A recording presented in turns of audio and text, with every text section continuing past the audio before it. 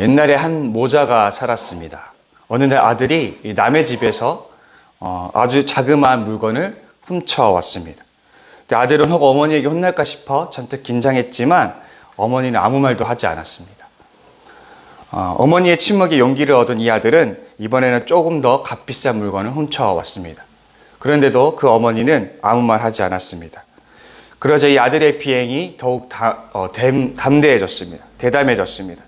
그는 그 이후로 기회가 되는 대로 남의 것을 훔쳐오기 일쑤였고 어머니는 그때마다 침묵하였습니다.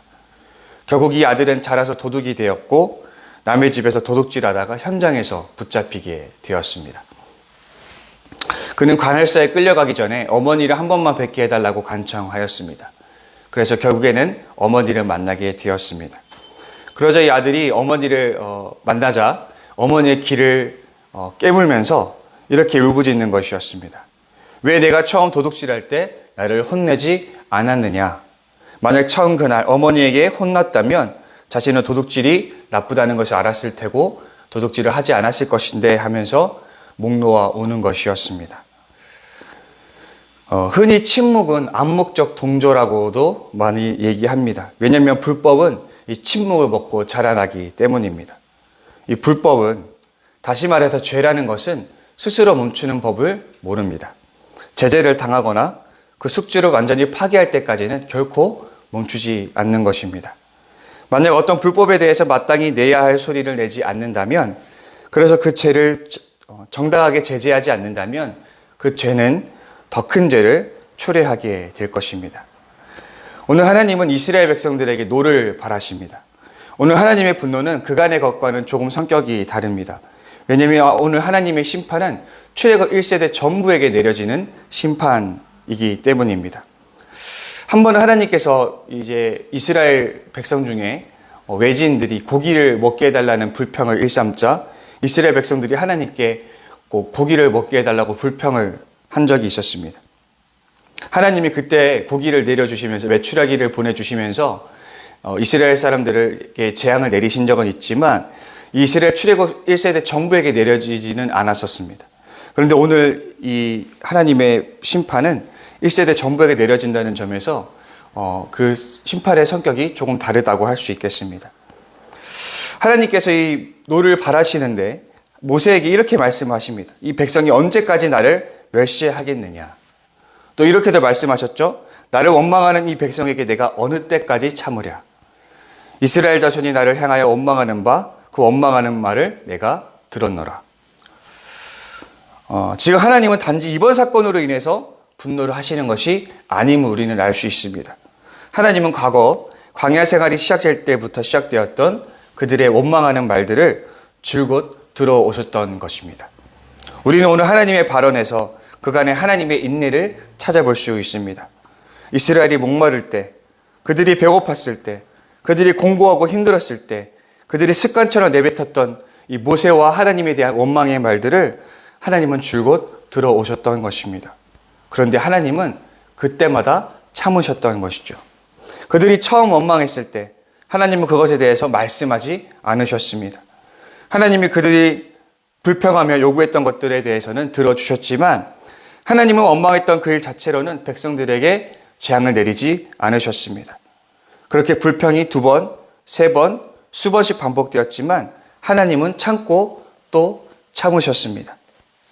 우리는 하나님의 인내를 어떻게 해석해야 됩니까? 그것을 하나님의 용인으로 해석해서는 안 될 것입니다. 그저 하나님은 참고 계셨을 뿐입니다. 그들에게 돌이킬 기회를 주시고 계셨던 것이죠. 그런데 이스라엘은 어떻습니까? 하나님의 인내를 마치 하나님의 용인인 양 오해했습니다. 그들은 거기서 멈추지 않았습니다. 한 번의 불평이 2번의 불평이 되고 3번이 되고 결국엔 어떻게 되었습니까? 이들은 하나님과 모세를 완전히 배신하고 새로운 지도자를 세워서 이집트로 돌아가려는 계획을 세우게 되었습니다. 그리고 이것을 말리려고 했던 여호수아와 갈렙을 돌로 쳐 죽이려고 했었던 것입니다. 만약 하나님이 이때 역사하지 않았더라면 여호수아와 갈렙은 아마 돌에 맞아 죽었을 것입니다. 이스라엘 백성들은 의인들의 피를 흘리는데 가담했었을 것입니다. 이들은 하나님을 완전히 배신했고 살인을 저지르려는 그 살인이라는 악을 저지르려고 했던 것입니다. 이것이 하나님께서 인내했던 결과로 이스라엘 백성들이 보여주었던 결과였습니다. 그러나 하나님의 인내는 결코 하나님의 용인이 아님을 우리는 기억해야 할 것입니다. 시편 37편에 이런 말씀이 있습니다. 여기서 화자는 악인의 번성함에 대해서 의인들에게 시기하지 말라고 말합니다. 그 이유는 이렇습니다. 그러나 주께서 그를 비웃으시리니 그의 날이 다가옴을 보심이로다. 악인이 칼을 빼고 활을 당겨 가난하고 굽힌 자를 엎드려뜨리며 행위가 정직한 자를 죽이고자 하나 그들의 칼은 오히려 그들의 양심을 찌르고 그들의 활은 부러지리로다. 이 시편의 화자는 말하고 있는 것이 가난한 자를 해하려는 악인들의 그 악행이 결국에는 스스로를 죽일 것이라고 말하고 있습니다. 하나님께서 이 악인들을 벌하지 않는 것이 아닙니다.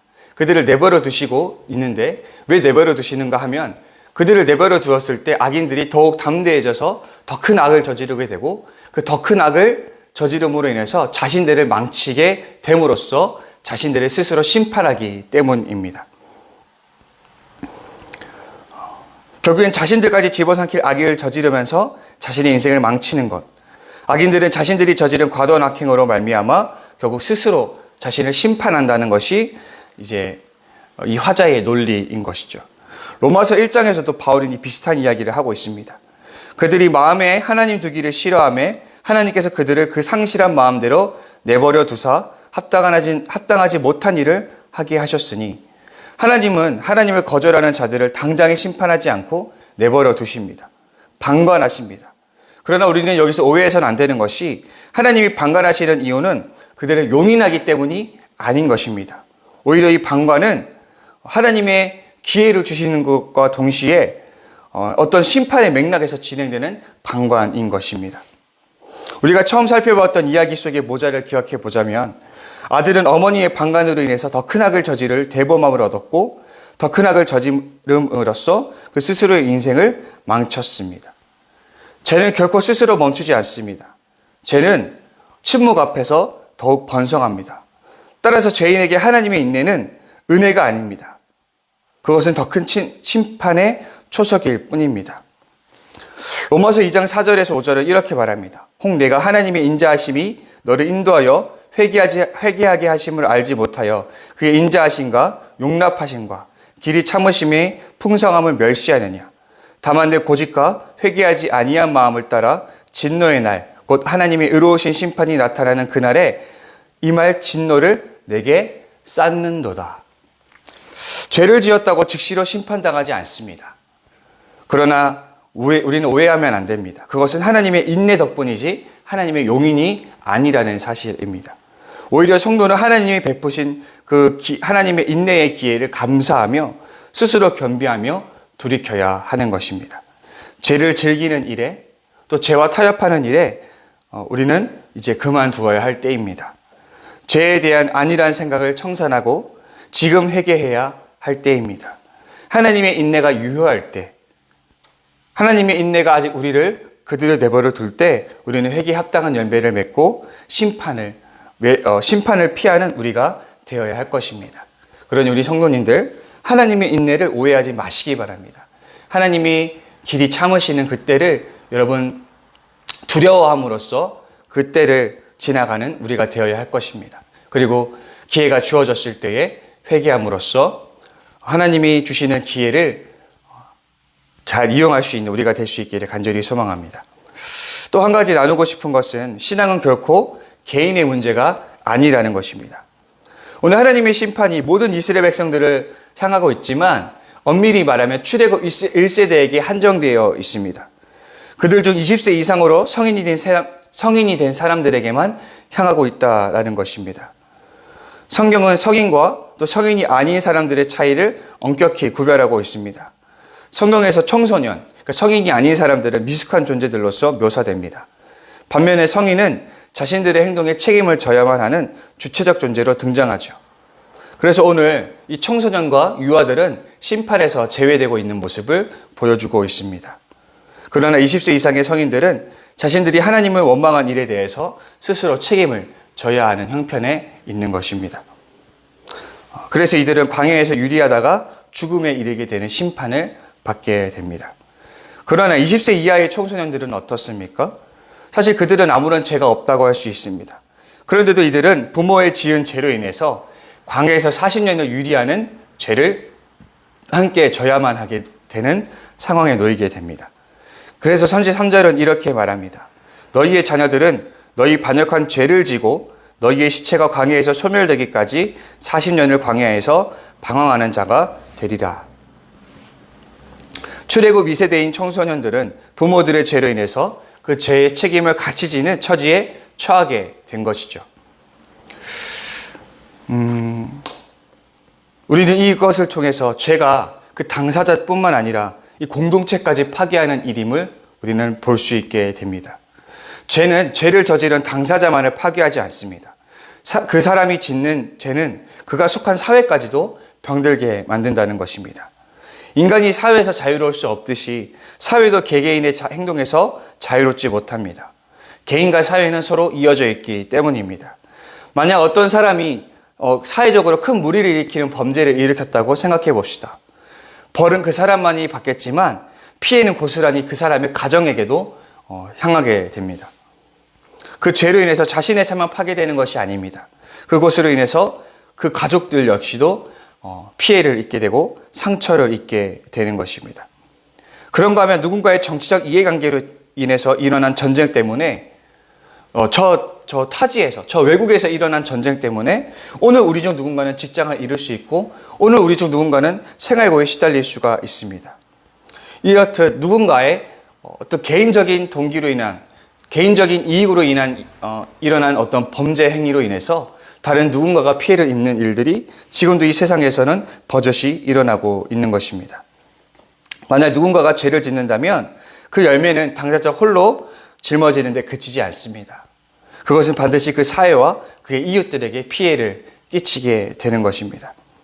이토록 나와 세상은 강렬하게 이어져 있습니다. 따라서 죄를 짓지 않고 경건하게 살아가는 이 신앙의 문제는 결코 개인의 문제로 환원될 수 없다라는 것입니다. 우리는 우리 개개인의 구원을 위해서라도 나를 넘어서 너에게로 또 공동체에게로 향하여야 된다라는 것입니다. 어느 저서의 제목처럼 개인주의는 신화에 불과합니다. 마찬가지로 개인주의적 신앙도 일종의 신화에 불과합니다. 내가 속한 공동체의 구원 없이는 나의 구원도 없다는 사실을 기억하시기 바랍니다. 그것이 예수님이 하나님의 나라를 외치고 전했던 이유이기도 합니다. 우리 지저스 처치 성도 여러분, 나의 신앙에 열심을 내는 만큼 내 이웃을 위해서 열심을 낼 줄 알아야 하겠습니다. 옆사람이 겪는 죄의 문제는 그 사람의 문제뿐만 아니라 바로 우리의 문제이기도 하다라는 것입니다. 그래서 바울은 그렇게 이야기하죠. 만약 교회 구성원 중에 누군가 죄를 지으면 너가 그 성도에게 가서 권면하라. 그래도 그 사람이 죄를 회개하지 않으면 두 사람이 가서 권면하라. 또 그래서 죄를 회개하지 않으면 교회가 가서 권면하라. 이렇게 이야기하는 이유가 무엇입니까? 그 개인의 죄의 문제는 개인의 문제가 아니라 교회의 문제이기 때문인 것입니다. 그러니 우리는 교회의 지체들을 위해서 더욱 기도해야 하며 그들의 경건한 삶을 위해서 내 스스로가 더욱 헌신하고 노력해야 하는 것입니다.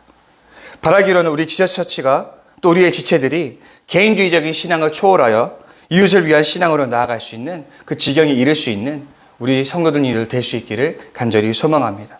그래서 나의 구원뿐만 아니라 우리 공동체의 구원을 이룰 수 있는 우리 모두가 될 수 있기를 간절히 소망합니다. 우리 시간 함께 기도의 자리로 나아가겠습니다. 우리 기도의 자리로 나아갈 때 우리 4월 사명을 맡김이라는 주제를 가지고 기도하고 있는데 하나님 우리 지어처치의 남은 4월도 주님 선하게 인도하여 주시옵소서 위해서 기도해 주시고 또 각자 가지고 나오신 기도 제목 가지고 기도하실 텐데 우리 기도하시기 전에 우리 주기도문으로 신앙 고백하시고 기도의 자리로 나아가시겠습니다. 하늘에 계신 우리 아버지, 아버지의 이름을 거룩하게 하시며 아버지의 나라가 오게 하시며 아버지의 뜻이 하늘에서와 같이 땅에서도 이루어지게 하소서.